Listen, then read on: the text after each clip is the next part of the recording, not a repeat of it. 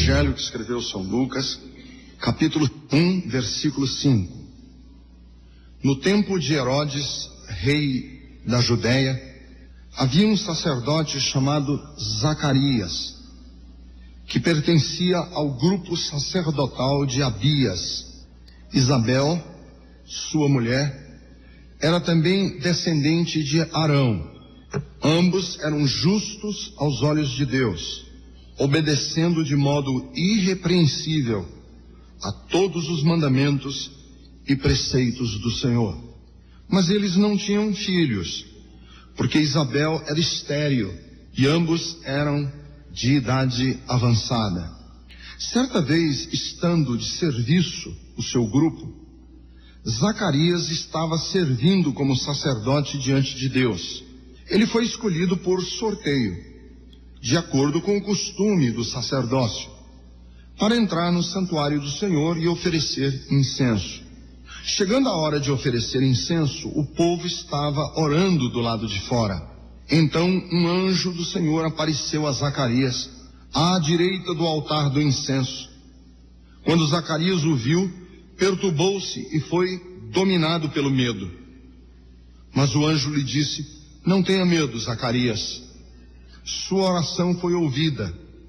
Isabel, sua mulher, lhe dará um filho, e você lhe dará o nome de João. Ele será motivo de prazer e de alegria para você, e muitos se alegrarão por causa do nascimento dele, pois será grande aos olhos do Senhor. Ele nunca tomará vinho nem bebida fermentada, e será cheio do Espírito Santo desde antes do seu nascimento.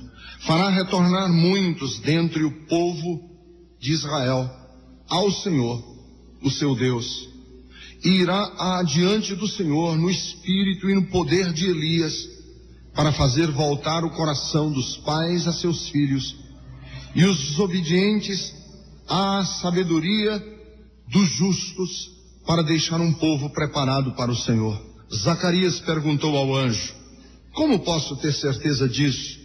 Sou velho e minha mulher é de idade avançada.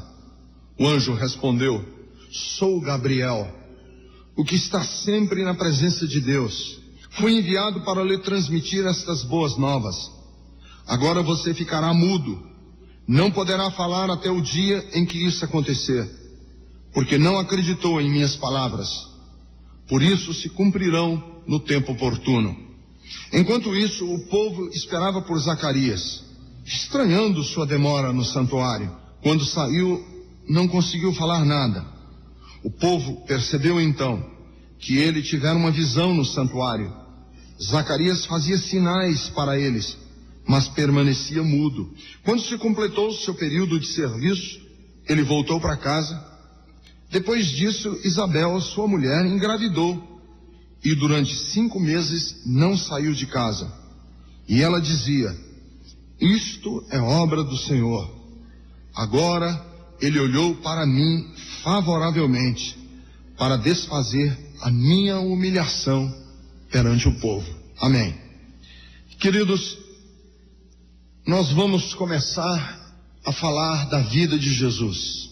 Lucas, o evangelista, sente que antes dele falar da vida de Jesus, ele tem que puxar um fio de meada, porque a lógica de Lucas é corretíssima.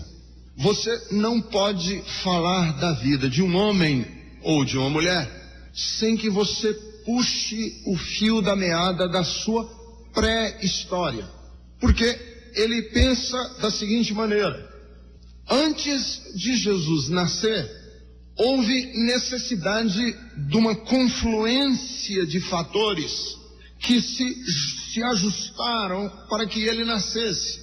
Então, ele, para contar a história de Jesus, ele diz: eu tenho que pelo menos pegar o fio da meada da história mais recente, os eventos e os acontecimentos que contribuíram, que se ajustaram, que se alinharam para que ele nascesse. E ele pega como fio da meada a história de João Batista, porque a história de Jesus está muito intimamente ligada à história de João Batista. João, que era filho de sacerdotes.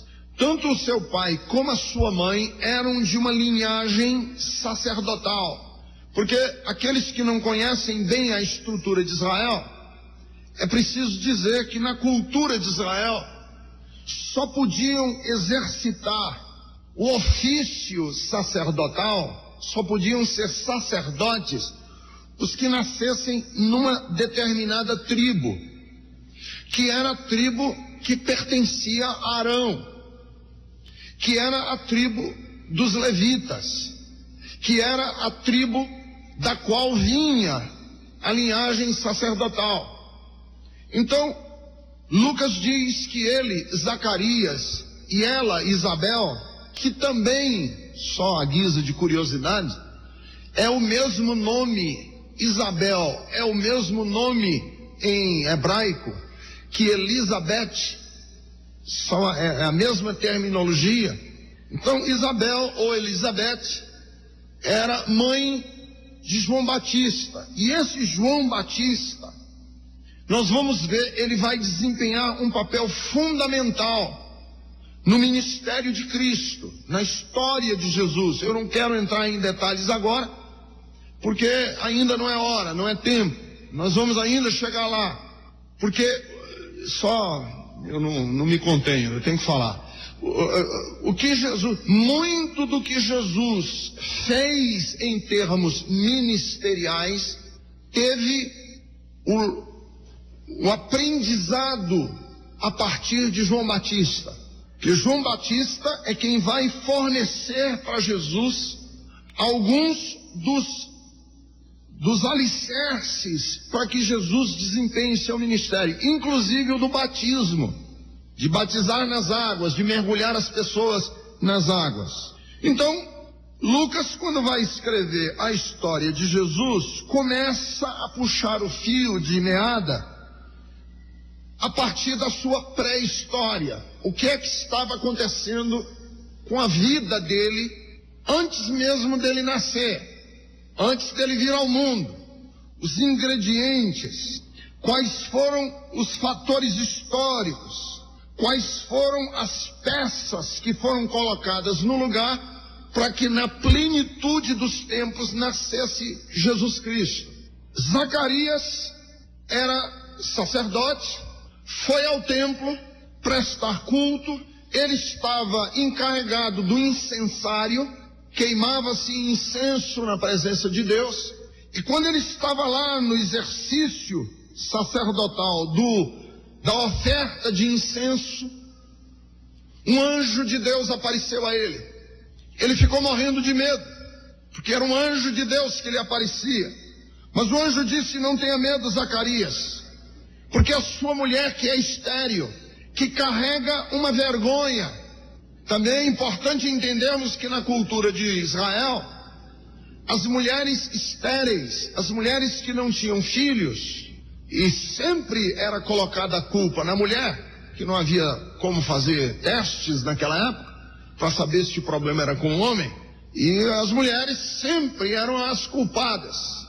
Elas eram as chamadas estéreis. Às vezes podia ser um problema com o homem, mas ela que carregava a culpa de não ter filhos naquela casa.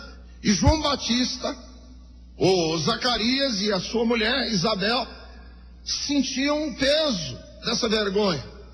Então o anjo vem e diz: não tenho mais essa vergonha, porque a sua mulher vai lhe dar à luz um filho. O nome do menino vai ser João. Esse menino vai trazer muita alegria para o coração de vocês. Ele vai ser motivo de prazer e de alegria para vocês. E muitos outros vão se alegrar por causa dele, desse João. Ele fará um voto que os nazireus faziam. Os nazireus eram também um grupo dentre os judeus que faziam votos de não tocar em bebida fermentada. Eles não bebiam vinho, não tocavam no fruto da uva. Aliás, eles não comiam sequer a uva. Ele vai fazer esse voto. e desde o ventre da sua mãe ele vai ser cheio do Espírito Santo. O ministério dele, se você está aí com a sua Bíblia aberta, ele vai ter um ministério. O ministério dele, versículo 16. Qual é o ministério de João Batista? Fazer retornar muito dentre o povo de Israel ao Senhor, o seu Deus. Esse é o primeiro ministério. Segundo, ele vai adiante do Senhor no espírito e no poder de Elias, para fazer voltar o coração dos pais a seus filhos e os desobedientes à sabedoria dos justos, e para deixar um povo preparado para o Senhor. Essa é a missão dele. Zacarias não creu. E aí o anjo disse assim: você está muito em dúvida, você vai ter tempo para meditar. E a meditação sua vai ser a seguinte, para você pensar muito nisso. Enquanto ela estiver grávida, você vai ficar mudo. Você vai ficar mudo. E não poderá falar até o dia em que isso acontecer. Você vai ficar mudo para ficar pensando nessa história que eu estou lhe dizendo que você não está acreditando. Ou o Zacarias e a sua mulher, a Isabel, esperando João Batista, esperaram um tempo, o menino nasceu, e Isabel disse: isto é obra do Senhor. Então, me chama muita atenção nesses detalhes aqui. Eu já dei alguns detalhes mais técnicos do texto, para aquelas pessoas que não conhecem. Primeiro, é que nossa pré-história é muito importante para Deus. Deus não está só interessado na nossa história. A nossa pré-história é muito importante. Por quê que eu estou dizendo isso? Porque existe uma correlação direta entre o que sou e o que foram as pessoas antes de mim. Uma correlação direta entre o que sou e o que foram as pessoas antes de mim. Aliás, não existe apenas uma correlação direta entre o que sou e o que foram as pessoas antes de mim. Existe uma correlação direta também entre o que sou e os fatos históricos do tempo que eu nasci. Quando eu nasci, você conhece a sua história de quando você nasceu? Você conhece os fatos que aconteceram no tempo em que você nasceu? Eu nasci quando São Paulo estava celebrando 400 anos. Eu nasci no mesmo ano em que Getúlio Vargas se suicidou. Eu nasci num tempo da história. E esse tempo da história, quer eu queira, quer não, tiveram influência em mim. Imagine uma pessoa que nasce nos Estados Unidos depois do 11 de setembro. Ou um japonês que nasce no Japão logo após a queda do Império Japonês e da bomba que arrasou com Hiroshima e com Nagasaki. Esses fatores têm sim influência sobre a vida, sobre a formação daquela pessoa. Imagine a influência desses fatos históricos na cabeça do seu pai e da sua mãe. Porque com a cabeça que eles têm, eles vão educar você. Eles vão passar valores para você. Eles vão falar para você coisas. Então eu me lembro que eu era menino de calças curtíssimas, que o meu pai falava do Felinto Miller, e esse nome ficou gravado na minha cabeça quando criança, e falava que ele era um homem horrível, pavoroso, era um mal. Fiquei com isso na minha cabeça. Um desses dias eu estou lendo o livro Olga, de Fernando Moraes, e aí o Fernando Moraes, quando está falando da história da Olga, ele diz que Felinto Miller era o chefe da polícia secreta do ditador da época, Getúlio Vargas, e que ele era responsável pelas torturas nos porões da tortura daquela ditadura que estava no Brasil naquela época. Quando eu nasço, quando eu sou gerado num ambiente familiar em que o meu pai se referia a torturas políticas e se referia à perseguição a pessoas que não concordavam com o regime político. Eu cresci dentro desse ambiente. E isso vai ter uma formação e vai gerar em mim posturas em relação à vida, porque isso está impregnado no meu coração. Então vejam que quando Lucas quer falar da vida de Jesus, ele diz: eu tenho que falar dos fatores que vão fazer parte da formação, que vão fazer parte do contexto em que Cristo vai crescer, o que ele vai aprender, as histórias que vão ser contadas para ele quando criança, o ambiente político que o rodeia, quem eram os tios, quem eram os parentes, como eles se relacionaram, porque isso vai ter influência na formação do pensar, do agir e da formação de Cristo. Onde que eu estou querendo chegar com isso? É que ele tece futuros. Deus escreve histórias, mas ele não escreve histórias a partir do suspenso. Ele escreve história a partir de fatos reais e verdadeiros. Zacarias e Isabel vão fazer parte de uma história que é uma tapeçaria que ele vai fazer da vida de Cristo. Por que eu estou querendo dizer isso?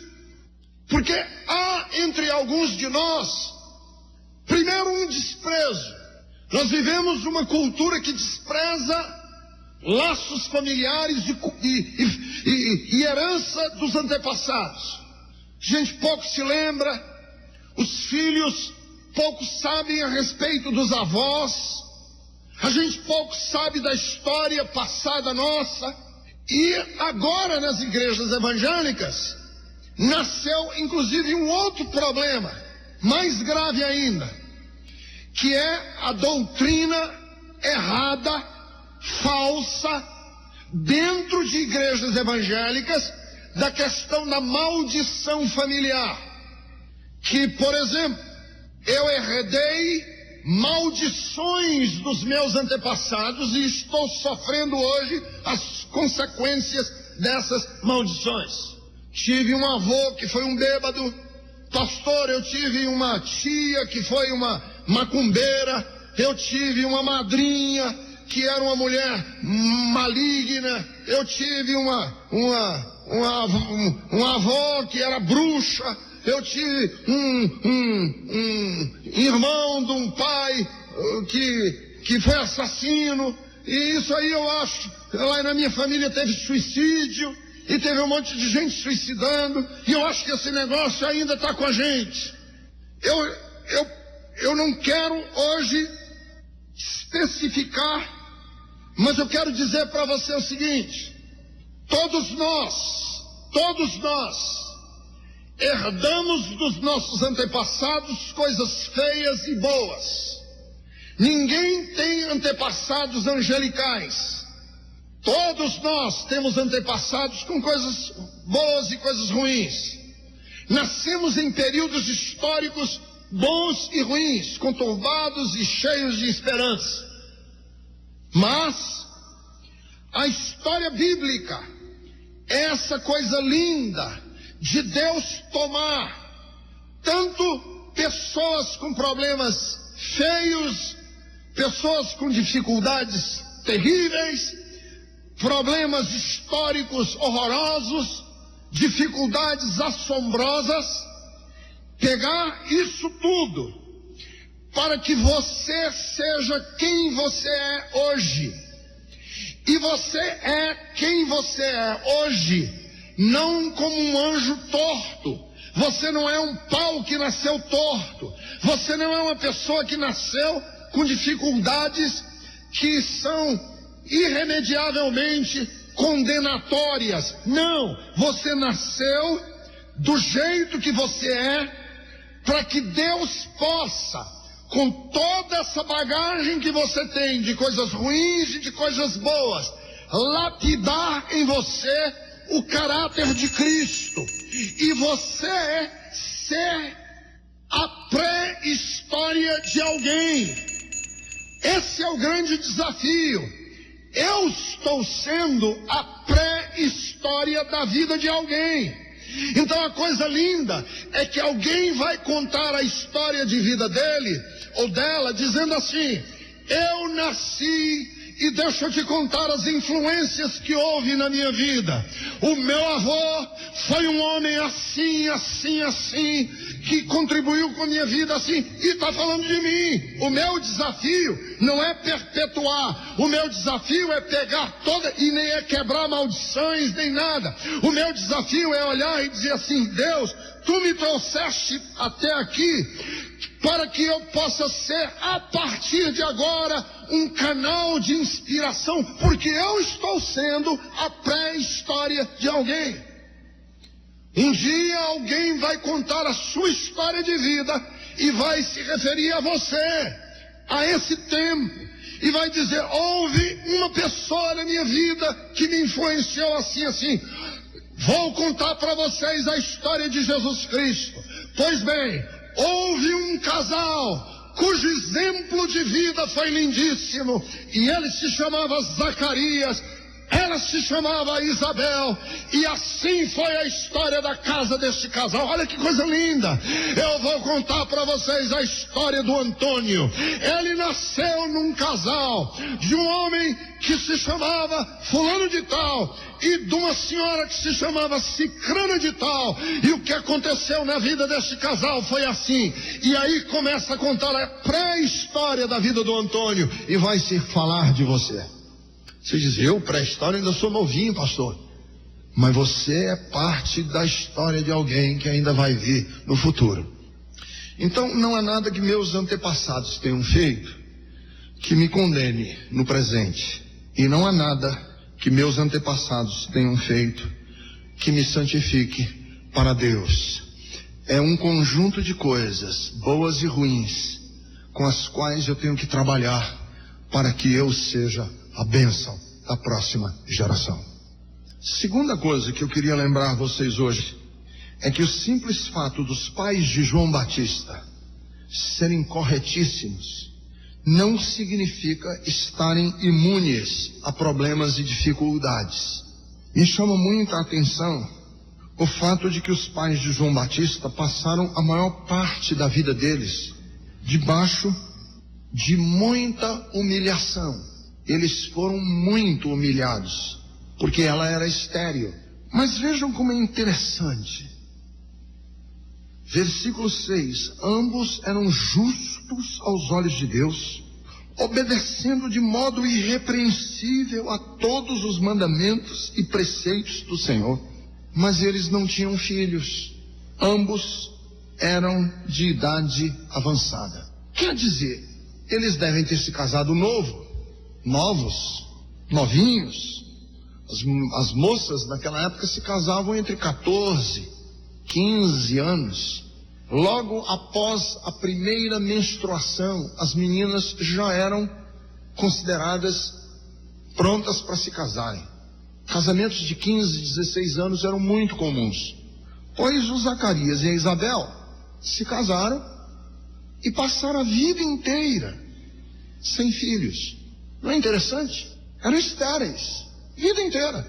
Tinha alguma coisa errada com eles? Tinha alguma brecha que eles estavam dando para que o diabo não permitisse eles engravidarem? O que estava de errado com esse casal? Pastor, eu trabalho, e parece que meu trabalho é estéril. Luto. E a minha empresa é aquele feijão com arroz ali. Tem alguma coisa errada comigo, pastor? Que dou um duro danado. Eu não consigo resolver esse problema que eu tenho. As coisas são difíceis. Ambos eram justos aos olhos de Deus, obedecendo de modo irrepreensível a todos os mandamentos e preceitos do Senhor. Mas eles não prosperavam, não ficavam ricos.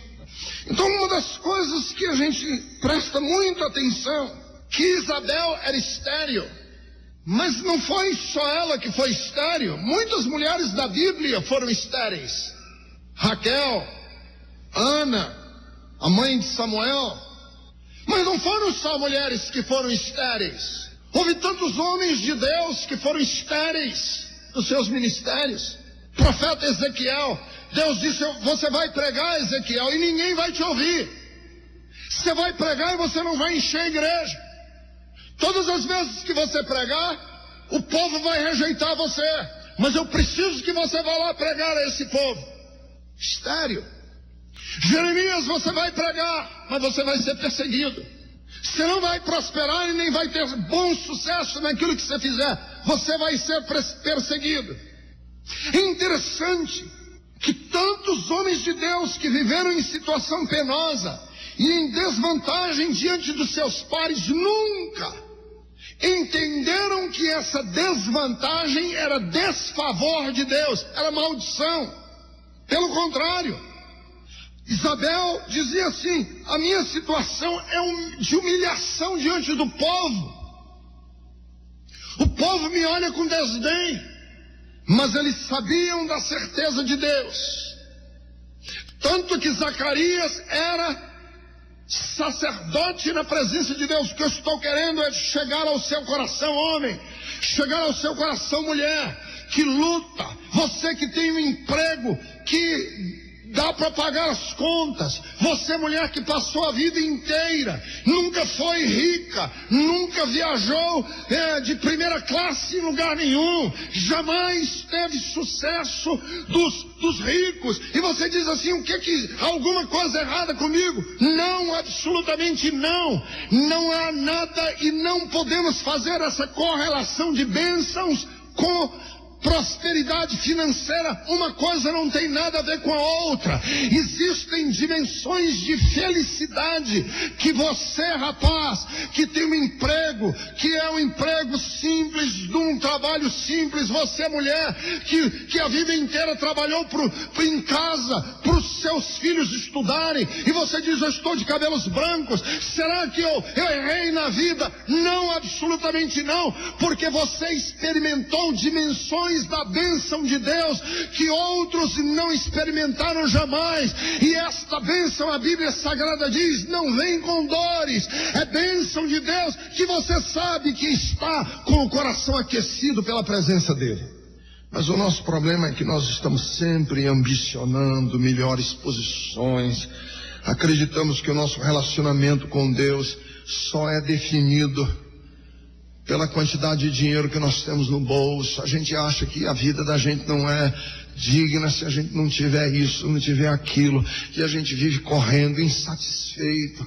A gente está, Senhor, se eu não tiver filhos é porque eu não sou igual ao outro, se o meu trabalho não prosperar como o outro, se eu não for fértil como o outro é, alguma coisa está errada, desgraçada é a minha vida, maldita é a minha vida. A Bíblia Sagrada diz que eles já eram de idade avançada.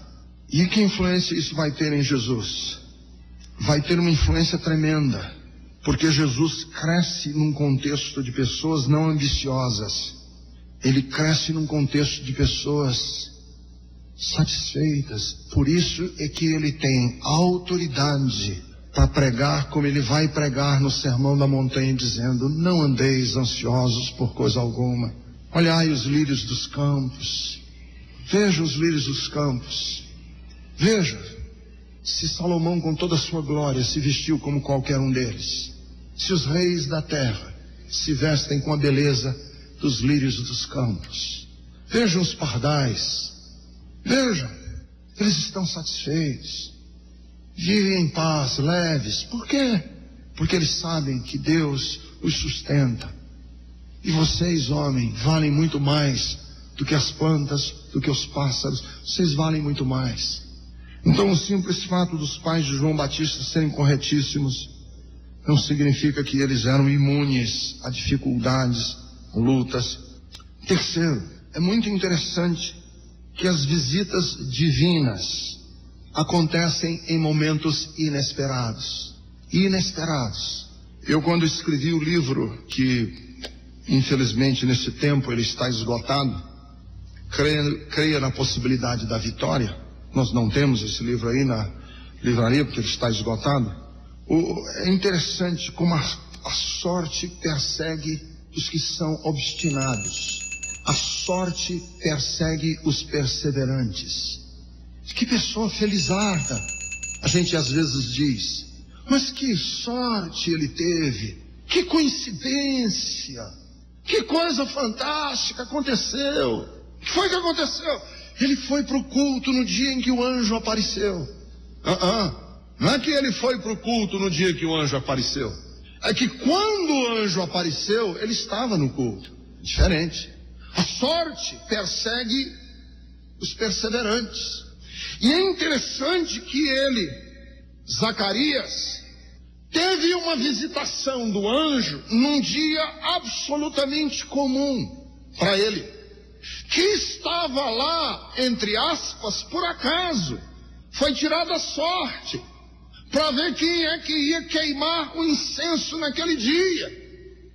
E ele, por acaso, estava lá. E por acaso foi o dia que o anjo veio. Não é por acaso, porque ele era um homem fiel.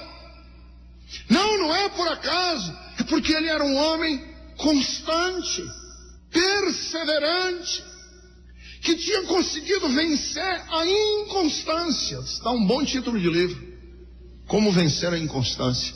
Ainda vou escrever um livro assim. A Bíblia Sagrada diz que ele foi escolhido de acordo com o costume. Chegando a hora de oferecer incenso, o povo estava de lado de fora, orando. Então o anjo do Senhor apareceu a ele. Estava no lugar certo. Queridos, às vezes a gente quer a bênção de Deus sobre as nossas vidas. Às vezes nós estamos querendo, mas a gente não se posiciona. Nós somos inconstantes, errantes. Nós não estamos no lugar certo no dia da bênção. Quando a bênção está ordenada, nós não estamos lá. Quando Deus opera maravilhas, nós não estamos lá, nós estamos fora. Que foi essa pregação que eu fiz quando eu preguei sobre os ossos de José.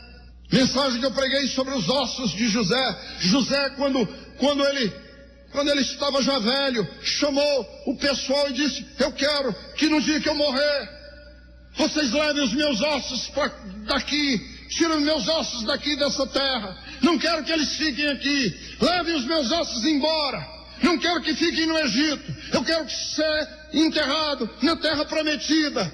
E uma das razões pelas quais ele queria ser enterrado na terra prometida é que ele queria que os ossos dele estivessem no dia da ressurreição, no dia em que o Senhor chamasse os mortos a viver. Ele estivesse lá, ele disse: eu quero estar no lugar da bênção. Até os meus ossos eu quero que estejam no lugar onde Deus ordenar a bênção. Porque às vezes tem milagre, e essa é a minha tristeza, que às vezes eu sinto nas pessoas que Deus quer falar uma coisa, Deus quer fazer alguma coisa. Cadê você? Não, eu estava assistindo televisão. Deus disse: mas eu queria visitar você naquele dia.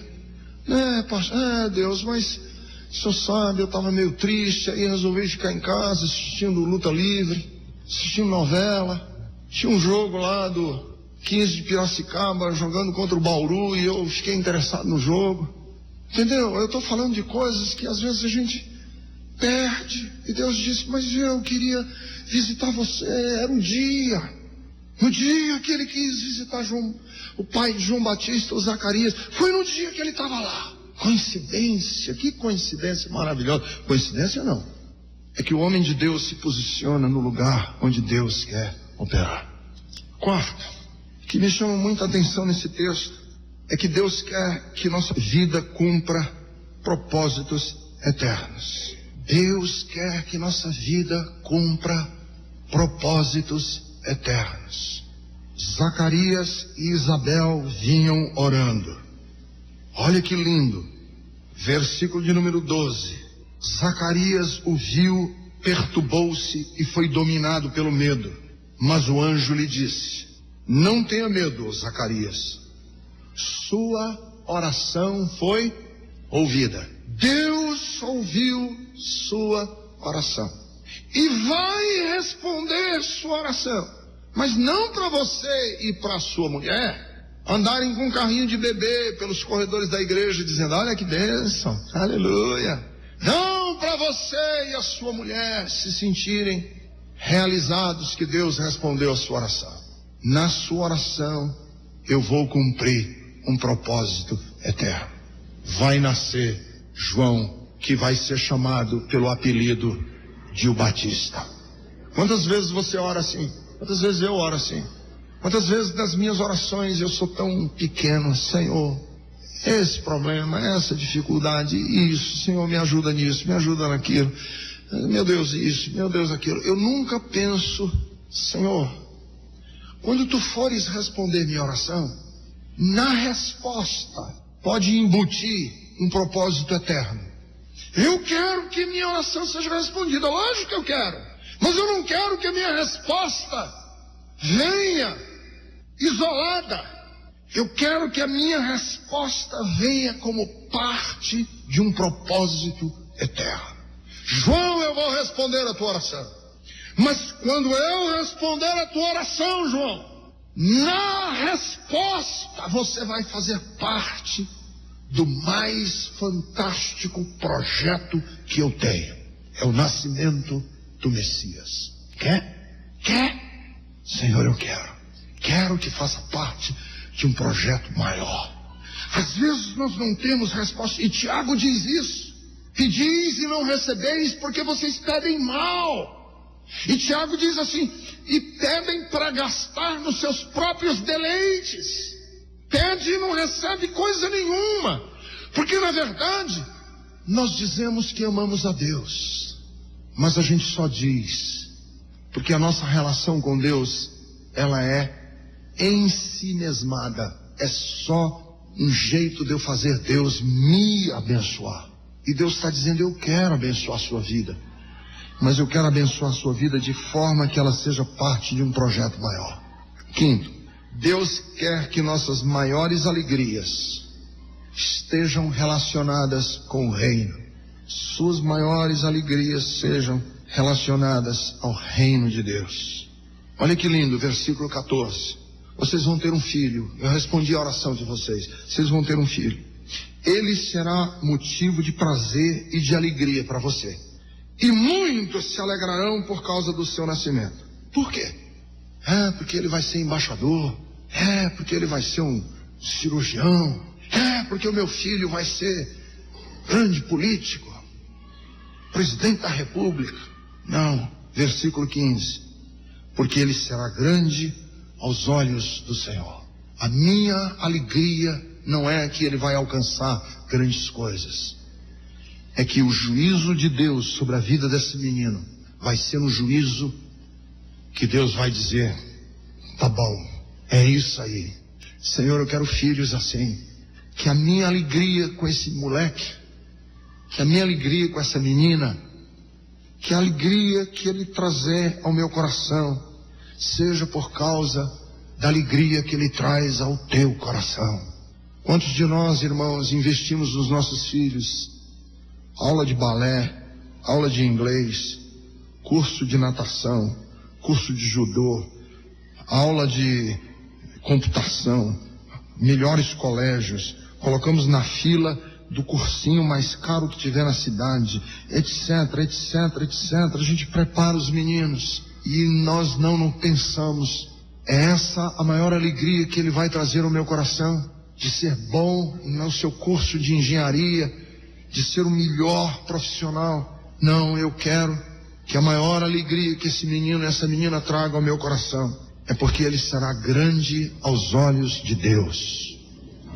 Sexto, os nossos filhos podem ser consagrados ao Senhor, mesmo antes de nascerem. Esse menino será cheio do Espírito Santo, antes do seu nascimento. Antes de nascer, ele vai ser cheio do Espírito Santo. E ele ficou cheio do Espírito Santo antes de nascer. João Batista, antes de nascer, ficou cheio do Espírito Santo. Vá para o versículo de número 41. Quando Isabel ouviu a saudação de Maria, o bebê agitou-se em seu ventre. E Isabel ficou cheia do Espírito Santo. Cheia do Espírito Santo. Antes do menino nascer. Mulher, você está grávida. Você está grávida. Se você fumar, se você fuma, a nicotina vai direto influenciar o físico, inclusive o desenvolvimento mental já da criança no ventre. Mulher, você está grávida, o que você come tem uma relação direta com a saúde dessa criança, na sua alimentação. Ora, a lógica é simples. Se drogas, alimentos influenciam a criança no ventre, se as crianças sofrem, inclusive, abalos emocionais dos pais quando estão no ventre, é de suma importância, mulher, você que está grávida, que você se preocupe em ser cheia do Espírito Santo. Porque quando você for cheia do Espírito Santo de Deus, o Espírito Santo de Deus, óbvio, vai já no ventre influenciar essa criança que está sendo gerada em você. Queridos, os nossos filhos podem ser consagrados a Deus. E mulher, marido, vocês podem consagrar a história de vida de vocês a Deus, para que os meninos, para que no lar, você é avô, você é avó, seu filho, sua filha está grávida, seu filho, sua filha são do Senhor, você já pode começar a ter influência na geração dessa criança, antes mesmo do menino nascer. Quais são os valores? Quais são as influências do Espírito Santo na geração dessa criança? E nós não podemos cruzar os braços, porque nós estamos escrevendo histórias. E que história é essa que nós estamos escrevendo? Como é que está a sua casa? Como é que está a sua família? Quais são os valores que você está colocando nesse mundo? Que tipo de mundo, que tipo de projeto de mundo você tem?